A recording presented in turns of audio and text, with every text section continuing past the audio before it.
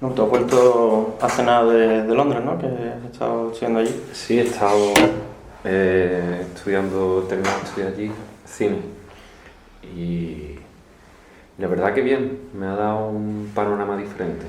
Ujú. Podría decir que me ha dado un panorama diferente, no digamos por la cultura del cine británico, sino por la cultura del cine internacional, a lo mejor, un poco. Me lo comentaba un amigo que estaba haciendo aquí realización y que decía que había visto un poco de mi cortometraje, que le había enseñado un poco, y decía que se notaba claramente que no había hecho algo aquí, porque aquí era todo bastante, lo que hacía de realización y tal, era completamente diferente, ¿no? Ujú. No sé si es por algo de haber estudiado allí o por no haber estudiado aquí. No sé, o influencias, ¿no? El cine británico actual, por ejemplo, yo creo que está dando directores bastante interesantes, ¿no? Sí. Edward Wright, Matthew Vaughn, creo que son directores actuales y dentro de que hacen cine comercial, que tienen una sensibilidad especial. O sea, yo creo que veo una película de alguno de estos dos que te he mencionado 10 minutos y podría reconocer que es suya, que son capaces dentro de que están haciendo películas como uno de ellos de los X-Men, Sí. consiguen meter un toque muy personal dentro, o incluso cineastas jóvenes que han hecho sus primeras pelis, que yo qué sé, la de, ¿cómo se llamaba? Chronicle o Attack the Block, que son pelis super british dentro de lo que cuentan y de lo que son de dos chavales que son su primera peli que ha hecho, pero cuando las veo, yo por lo menos cuando las vi, tienen un estilo, pasa una primera película y te das cuenta que estás viendo algo diferente, que se intenta separar un poco del lenguaje o de las maneras de contar las historias y eso me parece interesante. O sea, creo que ahora mismo en Europa, Inglaterra es uno de los, o sea, si quieres hacer cine, es uno de los focos ahora mismo. Tiene una industria potente. Christopher Nolan, también Steve McQueen, ¿no? Me gusta bastante. Me gusta bastante también Christopher Nolan, porque es, como tú has dicho, un cine un poco comercial, pero que ha conseguido dentro de la industria llegar a una personalidad bastante y a una identidad. Sí, y yo creo que habla de las cosas que a él le interesan, ¿no? O sea, yo creo que Nolan es un tío eminentemente espiritual en todas las pelis que hace. O sea, Origen tiene una cara importante, incluso se ha pegado una trilogía de Batman, superhéroe, y tiene unas cargas y unas connotaciones que es capaz de meter en un género al que no estamos acostumbrados. O sea, lo hace suyo. O sea, no consigue resistir al género y al gran estudio y seguir manteniendo una esencia suya, y eso me parece muy difícil, ¿no? O sea, he tenido la suerte de ver su primer largometraje. Ajá. Se llama Following. Lo hizo en tercero o cuarto de carrera. Él estudió literatura y en el tercero o cuarto de carrera, todos los fines de semana, grababa un poco de la película, con amigos, en casa de amigos, los padres de amigos. Y a mí me parece una de sus mejores películas. Es algo fascinante, blanco y negro, 16 milímetros, sí, una producción baja. Creo que dice que él lo hizo con 3.000 libras, más o menos. Pero es bastante interesante. Es de un escritor que tiene una obsesión en seguir a la gente. Y cuando de repente en mitad de la trama se da cuenta que alguien le está siguiendo a él. Y a partir de ahí se embola un poco la cosa. Ya sabes cómo son las de Nolan, que llega un momento en el que después te mete un poco el giro, ¿no? Al final de la peli y dices, ostras, ¿no? Pero muy buena. Yo creo que él escribe con su hermano. Él tiene un hermano también y es escriben juntos los guiones y son muy buenos. Y no sé, ahora que has dicho lo de que iba grabando fines de semana y tal, ¿has visto la peli de Boyhood? ¿Cuál? Boyhood, de Linklater. Creo que sí, me suena mucho. Que es como la vida de un chico que, o sea, es más loco aún que lo que hacía Arnold de grabar cada fin de semana. Es que él ha grabado una semana durante los últimos, no sé cuántos han sido, pero como 18 años, todos los años, grababa una semana con los mismos actores, ¿sabes? Y cada semana, siguiente año, otra semana, sí, pero o sea que... Sí. No sé, me parece, ¿no? que pensamos en el cine como algo totalmente consolidado en su discurso, en la manera de contar las historias. Tenemos el cine comercial, tenemos el cine de autor, y de repente llega este tío, ¿sabes? Y sin que nadie se lo esperara, hace una peli casi como con una carga documental súper rara, ¿sabes? Porque hay gente, por ejemplo, que ves las primeras secuencias de la película, que están grabadas hace 18 años, te dicen, está intentando atacar la nostalgia, no sé qué, porque ves cosas de hace 18 años y es como, no, o sea, él no lo sabía. Era imposible que hace 18 años cuando estuviera grabando eso supiera que eso nos iba a dar nostalgia a nosotros ahora. Era simplemente lo que había en ese momento. Y cómo con un sistema de grabación tan inconexo en principio, ¿no? De ir grabando una semana al año con un chico que eliges cuando el chaval tiene 9 años, que no sabes cómo va a crecer, ni qué cara va a tener, ni si va a ser... ¿No había pensado que...? No, se supone que con el chico y con los padres del chico, cada año se reunían un poco antes de esa semana que grababan, y era un poco de, bueno, cuéntame qué ha pasado en tu vida últimamente, ¿sabes? Y más o menos ideaban, improvisaban, o sea, la peli no te cuenta nada más y nada menos, o sea, que la vida de un chico, o sea, cómo es la adolescencia, todos los cambios que se dan, o sea, si hay cosas que se meterán desde guión, ¿no? Como que los padres se separan, como que tal, o sea, para darle un poco de conflictos a la película, pero toda la peli es cómo se siente un chico creciendo, ¿sabes? Y no sé, me parece muy interesante que un sistema eminentemente comercial admita que se cuelen películas como estas y que estas películas sean un gran éxito y que todo el mundo las valore como lo que son, o sea, como una cosa totalmente diferente. Sí, es verdad. Es interesante, ¿no? Como de vez en cuando, sí, es lo que tú dices, este tipo de irrumpe un poco, ¿no? En la normalidad de hacer las cosas. Y lo que hablábamos antes, ¿no? Sobre un poco esa lucha que había. Estaba interesado en qué es lo que me estaba diciendo sobre la pirámide, en el que... Que yo, por ejemplo, creo que para que... ¿no? Que hay mucha gente, ¿no? Como que defiende el cine como que debe ser un medio de expresión de un autor, ¿no? De alguien que tiene un punto de vista sobre lo que sea, que quiere transmitirlo, y que un poco el sistema actual cinematográfico de grandes estudios y de grandes producciones y el dinero que cuesta una gran producción, que no lo puede afrontar, no es como yo me pongo a escribir una novela de algo que a mí me interesa, ¿sabes? No cuesta dinero, por decirlo así, solo te cuesta tu tiempo. Aquí estamos hablando de otro mundo. Y que yo creo que esa gente, ¿no? Que defienden como ese cine de autor y tal, atacan al sistema de los grandes estudios. Y que yo creo que no, que yo creo que precisamente si no existieran esos grandes estudios, si no existiera esa industria, esa infraestructura, sería imposible que a la gran parte del público le llegaran voces diferentes. Es decir, porque hay cines en casi todas las ciudades, hay muchas salas de cine, porque hay un gran sistema.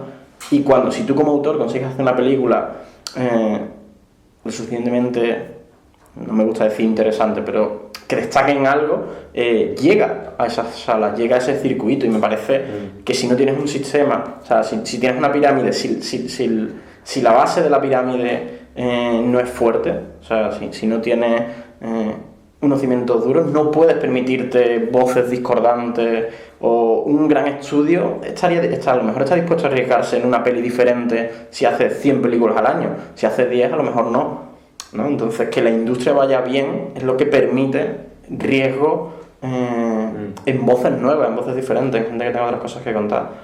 Pienso, por ejemplo, en cine francés. Cine francés que estos últimos años nos ha dado pelis como La vida de Adele o Intocable, ¿vale? Son pelis que creo que abordan temas muy interesantes. Uno, la vida de un parapléjico y cómo esa persona puede llegar a ser feliz y tal. Y es una peli de un humor negro súper ácido. O La vida de Adele, que habla del descubrimiento de la sexualidad de una chica lesbiana y cómo se enfrenta a ello. Esas películas han llegado a las grandes salas y han tenido un gran éxito comercial que yo creo que en los 80 era impensable que una peli de esas características llegara a tanta gente. O sea, a mí me parece una muestra de madurez del cine, ¿no? Sí, puede ser. Lo que pasa, yo creo que hay que tener también en cuenta el poder que tiene el consumismo. Y en cierto sentido hay muchas cosas que incluso tú no te enteras y que a lo mejor son más buenas de las que te enteras. Uh-huh. Y es un poco, es decir, lo que te decía de esta serie, ¿no? De Utopía. Uh-huh. Es una serie que además a mí personalmente la mayoría de las personas que me han dicho o me han hablado de esta serie me han dicho estaban muy impactadas, ¿no?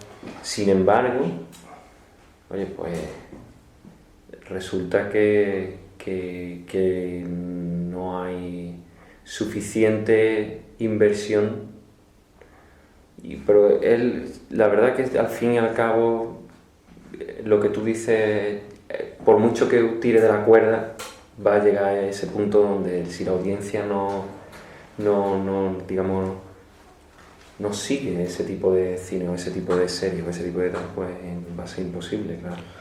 Pero hay muchas películas que han llegado, por ejemplo, a ser más conocidas por esa propaganda tremenda. Uh-huh. Que se necesita también una inversión.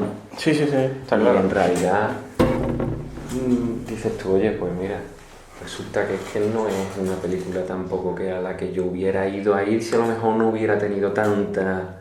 Claro. ¿Sabes lo que te quiero decir? Sí.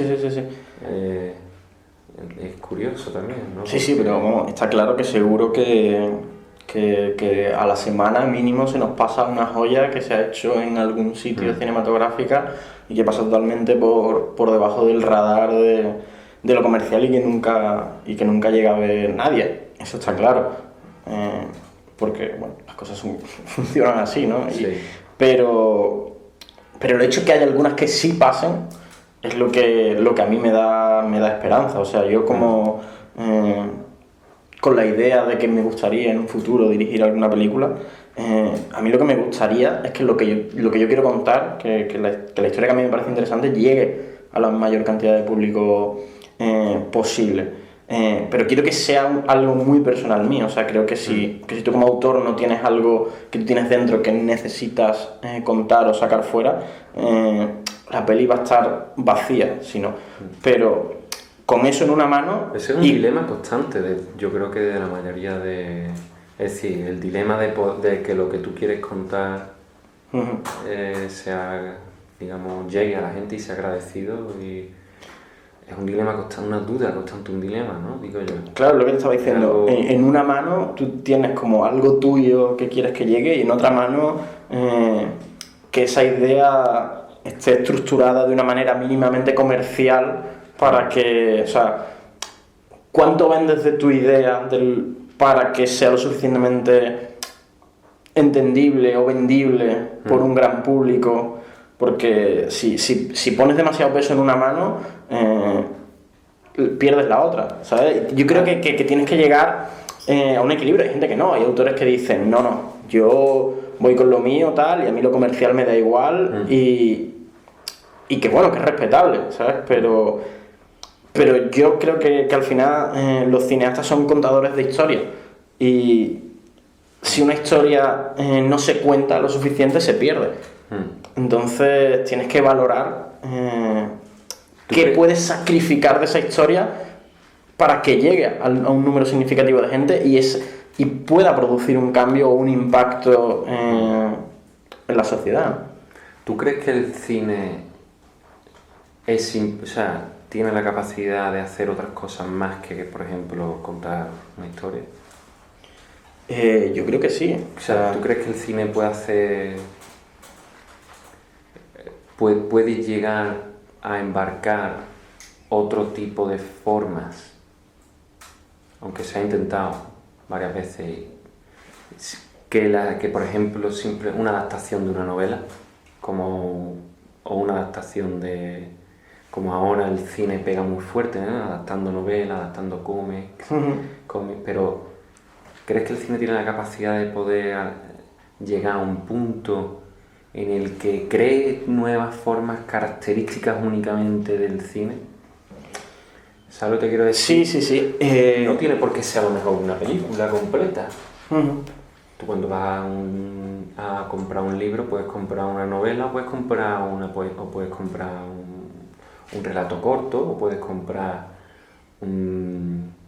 poesía. Yo creo que ahí la pregunta clave sobre eso está en el concepto de lenguaje.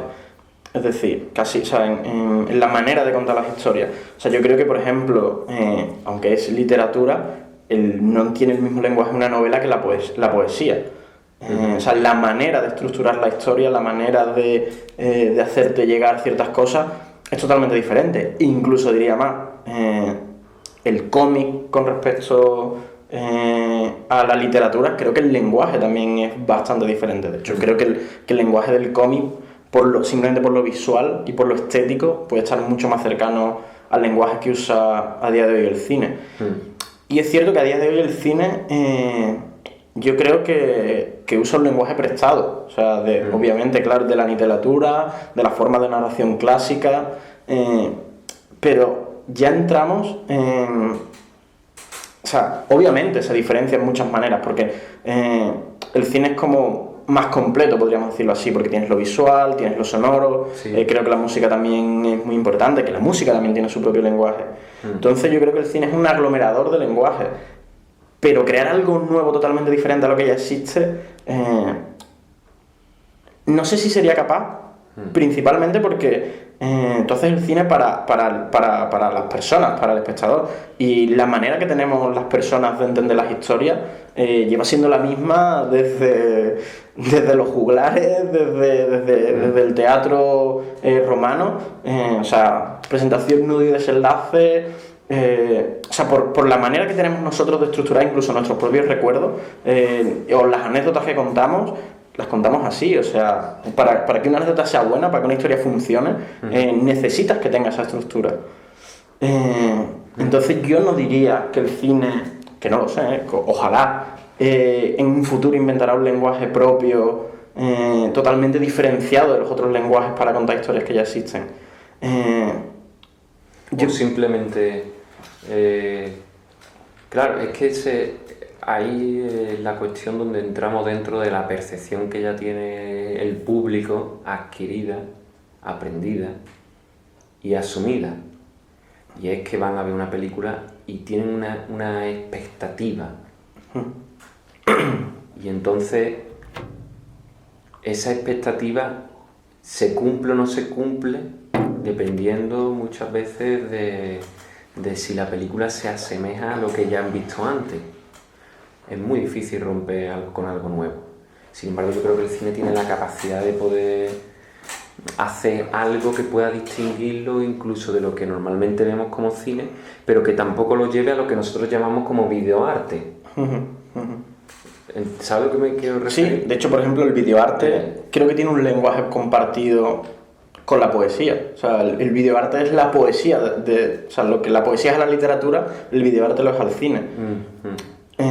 Y que siempre han tenido, yo creo que siempre han tenido cabida este tipo de diferenciaciones, pero en todos los en todo el arte. O sea, está la pintura totalmente abstracta a la pintura totalmente realista. O sea, y la manera de transmitir es diferente, pero yo creo que siempre desde una misma base, ¿no?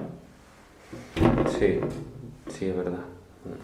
Probablemente siempre ha habido una base, como dices tú, incluso de antes de la creación y el desarrollo del cine, ¿no? La cinematografía. Pero sí es verdad que hay una diferencia, yo me he dado cuenta, clara desde las películas del cine mudo hasta cuando entran las películas del cine sonoro. Hay un cambio. Como en el cine mudo había un intento de experimentar con formas. De hecho, ahora mismo yo creo que diferentes movimientos, el cine soviético ruso, el cine de expresionismo alemán, con el gabinete de Dr. Caligari, el cine americano también con D.W. Griffith y había como creencias de diferentes tipos y experimentando un poco qué lenguaje podemos crear cinematográfico. Sí, estoy de acuerdo. Cinematográfico. Y de ahí surge el montaje. De ahí surge el montaje soviético, de ahí surge de que después viene. Y es bastante interesante porque ahora me da a mí la sensación que en la actualidad hemos entrado en un periodo de un poco de,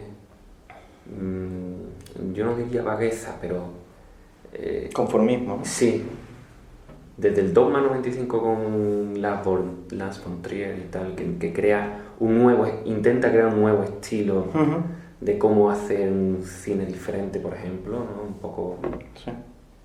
Ahora ya entramos en algo diferente donde la comercialización a mí me ha parecido extrema, ¿no? A no ser que saque películas independientes, ¿no? Intenten sacar un poco, pero es curioso porque yo no sé, desde mi humilde opinión, para mí las mejores películas son los años 60, 70, 50, ahora veo películas buenas también, pero para mí los grandes que vi, a mí me da la impresión son, ¿a ti te da esa impresión? No. No lo sé, o sea, son los padres fundadores del cine, o sea, era lo que tú dices, o sea, tuvieron la posibilidad de experimentar con algo nuevo hasta construirlo y moldearlo a lo que es hoy en día. Y creo que eso tiene un valor y tiene, por supuesto, o sea, y de hecho por ejemplo, cuando estudias literatura, lo primero que estudias son los clásicos. Y yo soy capaz de disfrutar con los clásicos, pero luego lo que a lo mejor a mí me apetece, o sea, leer es un autor contemporáneo, porque experimentan con cosas que me son a lo mejor más cercanas a mí en ese momento o inquietudes más parecidas. Te mencionaba antes lo del nuevo boom de la ciencia ficción y el cine de superhéroes.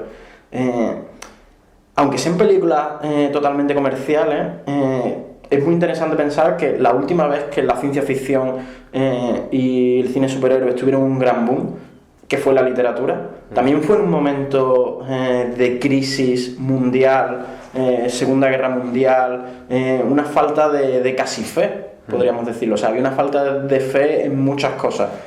Y de repente el gran público se vuelve hacia la ciencia ficción, que habla de cómo podría ser el futuro, qué nos podríamos encontrar en el futuro, y le permite experimentar con una serie, o superhéroes, ¿no? Con algo fantástico, algo que es fe pura, o sea, que hay más, que despierte más admiración y más fe que un héroe, un superhéroe que tiene poderes por encima de los humanos, y el gran público se vuelve hacia eso, en una especie de búsqueda de fe extraña, casi de cultura pop, ¿no? Y que a día de hoy, por el estado mundial que hay también de crisis, que esos dos géneros resurjan, pero de pronto en el cine, me parece interesante, o sea, porque antes lo que las grandes masas consumían era la literatura, y se volvían a ello en búsqueda de alivio, por decirlo así. Y a día de hoy el cine ha sustituido eso claramente, creo. Y vuelven en unas circunstancias históricas similares, aunque no haya habido ninguna gran guerra, pero creo que sí a nivel de espíritu hay como esa sensación. Qué interesante. ¿Tú crees que el cine tiene la capacidad de enseñar como un libro? ¿A qué te desarrollas? O sea, me refiero, ¿tú crees que el cine tiene... Me parece interesante lo que has dicho, por eso se me ha venido a la cabeza. ¿Crees que una película tiene la capacidad de poder enseñar cómo puede información, cómo puede enseñar un libro cuando lees un libro a lo mejor de algo específico que estás adquiriendo información? ¿Sabes lo que te quiero decir? Yo me inclino a pensar que sí. De hecho, ayer vi la peli de Martian, la nueva de Ridley Scott, que es ciencia ficción, curiosamente, y que va de un científico que se queda solo en Marte. Está basada en una novela, ¿vale? Sí. Quizá no es el ejemplo más adecuado, pero es una peli casi en algunos puntos de divulgación científica. Es una peli comercial, del mayor cine comercial, de uno de los mayores autores comerciales que hay a día de hoy, y se para en explicarte cómo el tío cultiva patatas, cómo consigue cultivar patatas en Marte, o sea, pero le dedica un rato. Y me parece... con unos detalles, ¿no? Claro, con un nivel de detalle técnico bastante interesante. También yo creo que el libro, o sea, un libro siempre va a tener... porque es una cuestión del tiempo, o sea, cuando tú te enfrentas a un libro, tú eres dueño del tiempo y del ritmo que quieres sobre ese libro, porque si tú lees 20 páginas y hay algo que te hace reflexionar, te paras en esas 20 páginas, y el libro está ideado así desde siempre. El cine no, el cine, la película es dueña del tiempo, ella te marca los ritmos a ti. Sabes que sí, que si la estás viendo en tu casa la puedes parar, pero no está pensada para consumirla de esa manera. Sí, no, el cine es un impacto rápido, tremendo, creo yo. Te mete dentro de esa... El cine te mete dentro de esa cámara oscura y sale, y si es una película que te ha impactado, yo creo que te deja otra vez conmovido durante unos días. Yo creo que tiene esa capacidad de... que lo que dices tú, en vez de... un libro puede ser algo donde tú vas creciendo con él un poco, ¿no? Y el cine, ¡pum!, ¿no? Es como, claro, como un puñetazo directamente. Y bastante impactante, ¿no? Y no sé si puede llegar a enseñar, pero creo que puede llegar a que te haga reflexionar bastante sobre temas, y creo que a mí me ha pasado personalmente que después de ahí, después de ese impacto tremendo, vas a la literatura, a lo mejor a buscar información, ¿no? Sí. Y a poder encontrar...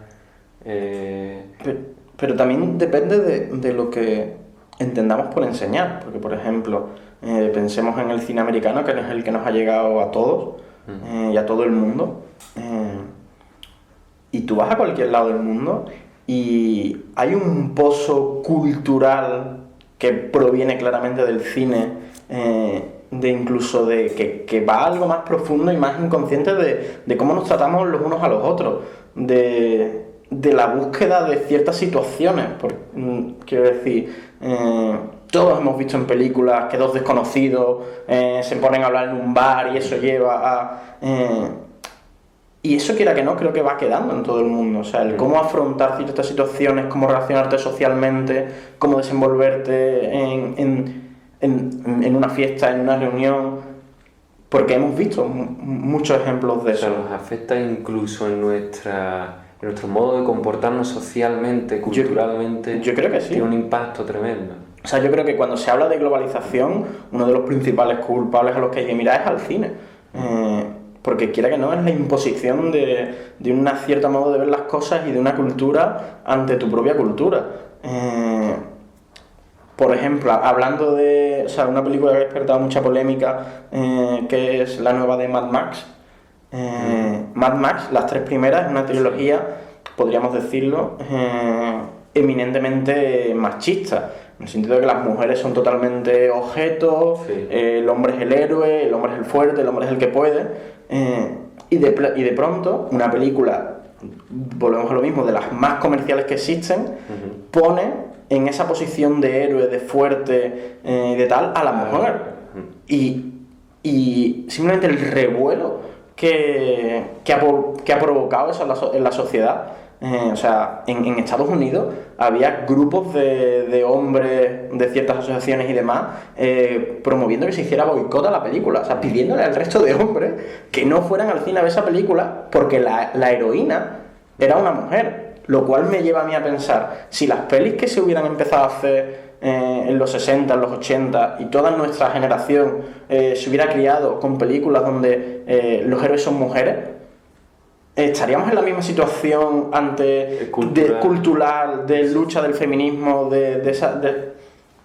hostia, ¿sabes? Y creo que una peli puede hacer reflexionar que hace a nivel mundial sobre el feminismo, me parece fantástico. Sí, muchas veces la película es el espejo, no el transporte, en cierto sentido, es el reflejo de qué es lo que está pasando, ¿no?, en nuestra sociedad. Sí.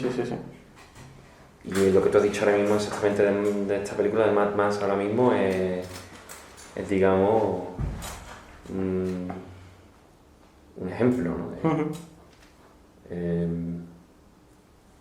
Sí. Es curioso, sí, es bastante curioso. Yo, ya te digo, me gustaría, no sé, digamos que he crecido desde muy chico viendo cine un poco... Quería decir algo sobre lo que tú has dicho antes, y el cine clásico, ¿no? Que es una palabra que hemos utilizado para describir un cine del pasado. Sin embargo, esa palabra yo creo que tiene unas connotaciones un tanto que no degradan, pero sí ponen a ese cine en una posición antigua, no de tiempo, sino también de forma y tal. Y muchas veces es lo que me vengo a referir. Hay cine que por ejemplo, que le dices a un amigo mío ahora, una película en blanco y negro es casi impensable. Sin embargo, hay películas en blanco y negro que son tan buenas o mejores, no voy a decir buenas o mejores, pero interesantes, o incluso más interesantes que cualquier película puede salir ahora. No solamente interesante desde el punto de vista de la trama, sino también de la cinematografía y de la producción de la película. Pero lo que yo creo que el gran público siente de rechazo hacia este tipo de cine clásico es que no lo sienten, aunque lo sea, porque puede serlo perfectamente, porque hay historias que son atemporales y siempre sirven, pero no lo sienten como algo cercano a su vida actual, a cosas que les afecten directamente ahora. Ejemplo tonto, ¿vale? El Quijote, ¿no? Como obra de literatura clásica, que siempre puedes buscarle una lectura aplicable, yo creo que en cualquier situación, o por lo menos a día de hoy, hay pasajes del Quijote que te siguen valiendo, ¿no? Pero hay otra gran parte, toda esa burla a las novelas de caballería, que a día de hoy yo puedo percibir que están ahí, pero no me afectan directamente porque yo no me he criado, o sea, o no tengo el resto, o sea, todas esas novelas de caballería que eran obras menores a las que hacían referencia cultural, o el estado de la sociedad en aquella época, que hacían referencias a cosas concretas, aunque no lo hagas queriendo, pero es porque tú vives en ese momento y no puedes evitar ser partícipe cuando haces una obra de lo que te rodea, se pierden. Que no quiere decir que gran parte de la historia no siga siendo válida, pero siempre hay algo que se va a perder. Entonces, yo creo que eso es lo que impulsa a la gente a consumir el aquí y ahora. O sea, ¿tú crees que el cine entonces tiene que tener una contextualización con, digamos, que digamos, identifique a las personas que están viendo esa película ahora con su actualidad, ¿no? en cierto sentido, más o menos lo que estás diciendo. Sí. Para que llegue, ¿no? Es decir... O sea, para que, es lo que tú decías antes, el cine no deja de ser un espejo, ¿vale? Y una película que se hace hoy es espejo de lo que ocurre hoy. Una peli que se hizo hace 40 años era un espejo de lo que ocurría hace 40 años. Y hay espejos mejores y peores. O sea, y podemos mirar una peli de hace 40 años y que enseñanzas de esa peli resuenen en nosotros a día de hoy, o el mensaje que tenía esa peli resuena en nosotros a día de hoy, pero no lo vamos a sentir como ¿sabes? Como, ay sí, es verdad, fíjate, ya pasaba lo mismo entonces, ¿sabes? No sé, creo que hay una capa que nunca vamos a poder atravesar en ese sentido. Sí, es verdad. Sin embargo, hay películas que incluso al repetirse muestra como o sea que no están sujetos a eso que estamos diciendo ahora mismo, como la de superhéroes, en cierto sentido, a no ser que, claro, mostremos una versión de esa película bastante anticuada, es decir, que se note, digamos, el contexto un poco, la escenografía, el vestuario, ¿no? Pero son películas que pueden trascender un poco. Sí. Porque están como fuera, ¿no? Sí, fuera de su género, Exactamente. Sí, es otra cosa. O sea, yo creo que el cine no deja de ser un arte, aunque esté totalmente comercializado, y cuando cualquier obra artística trasciende, porque eso es lo que te permite el arte, trascender a tu propio medio y que estemos hablando de algo superior, que llegue o que se comunique a otros niveles. Cuando cualquier obra trasciende, claro, llega... Pero eso estoy interesado yo. ¿Qué es lo que tú crees que debe considerarse para que una película la podamos llamar arte? ¿O todas son arte? ¿Sabes? Sí. Claro, porque es complicado, ¿no? Entrar... ¿Y las que no son arte, qué son? Por ejemplo, ¿sabes? O sea, pero bueno, eso es como... Porque también es verdad que hay películas que están hechas a conciencia para, digamos, como producto. Sí, son productos. Como un producto al que tú quieres simplemente sacar un partido económico y buscas, incluso haciendo análisis, estadísticas con audiencia y público para saber antes de poder, ¿no? Sacarla. A ver, yo creo que sí, que el cine merece la consideración de arte, eso está claro, y hay películas que son productos, pero como lo ha ido pensemos en la pintura, yo soy un pintor y a mí me contratan para hacer un retrato de no sé qué noble que a mí me da exactamente igual, y yo estoy haciendo un producto.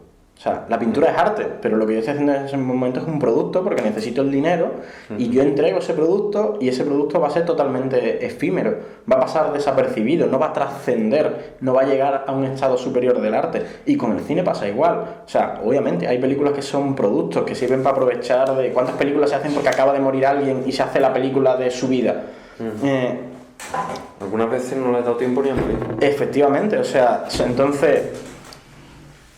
Ese arte, ese nivel de bajo arte, por decirlo así, se perderá, no trascenderá, no llegará realmente a las personas. Y otro cine que se hace con otras intenciones, que retoma un poco lo que decía antes, tú como autor tienes que poner algo tuyo dentro de esa película, y si ese algo tuyo resuena con el resto de personas, les produce un impacto real en su manera de pensar, es lo que hace que eso trascienda. Pero si desde el origen, si desde la creación de esa película no hay esa intención, obviamente la película pasa desapercibida y es un producto más... bueno, no pasa desapercibida, lo mismo hace un montón de dinero en taquilla, pero Que suele pasar. Pero bueno, es lo que propio Hitchcock, ¿no?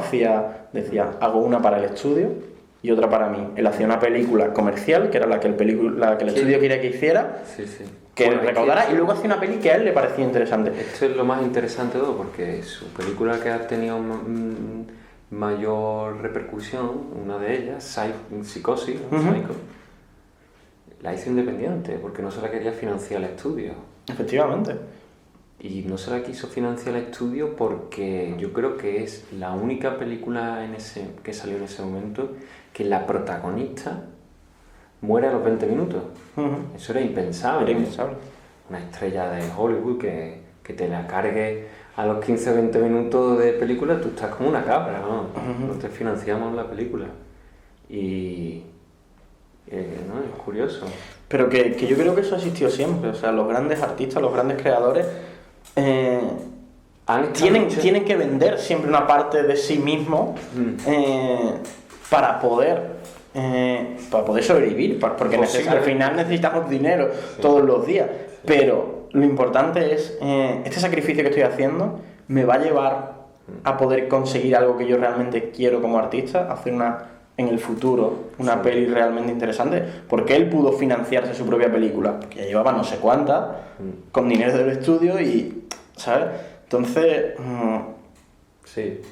siempre el cine siempre ha sido comercial, desde o sea, por el dinero que cuesta hacer cualquier cosa en cine, siempre ha sido comercial, y vuelvo a lo que decía al principio, o sea, creo que el estado que nos encontramos ahora mismo, de un cine totalmente expandido y que en muchos países haciendo cine, o sea, esta solidez y esta salud que tiene la industria a nivel comercial permite mucho más que haya muestras artísticas que se destaquen en autores minoritarios e incluso en autores clásicos que hagan películas diferentes y que como ya llevan no sé cuántos éxitos comerciales les da igual fracasar si es algo que ellos realmente quieren contar o que consideran interesante y el estudio, como esa persona le ha reportado tanto dinero al estudio, no le importa arriesgarse.